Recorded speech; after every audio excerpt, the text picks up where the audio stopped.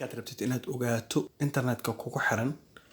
computerkaaga internetka lagu xiray aad rabtaa inaad ogaatid passwordkiisa saxsan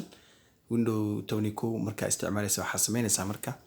waxaad tagaysaa halkan ay ku qoran tahay start menu markaad tagto kadib saan kuu soo baxaa window 12 waxaad xulinaysaa halkan ay ku qoran tahay settings markaad tagto kadibna waxaad xulinaysaa halkan gees ay ku qoran tahay network and internet kadib waxaad imaanaysaa qaybtan hoos u soo baxaysaa oo muuska soo jiidaysa scrollkiisa waxaad tagaysaa halkan ay ku qoran tahay advanced network settings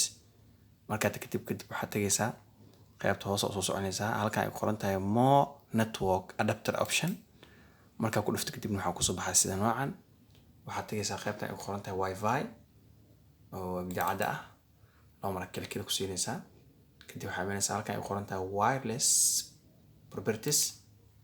kadib waxaad taabanaysaa halkan kale ku qoran tahay security kadibna waa kana passwordka markaas ku xiran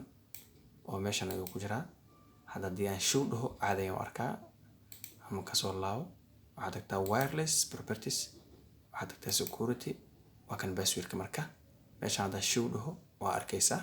laakiin hadaan u baahan inaad aragtid meeshaas ayaa markaas ka arki kartaa internetka kugu xiran computerkaaga marka waa computerka window 12 ayaa ugu jira hadda haddii laakiin uu ku jiro window kale caadi ahna oo 10ka sidaas ayaad markaas fiirinaysaa kuma haysan daawashadaada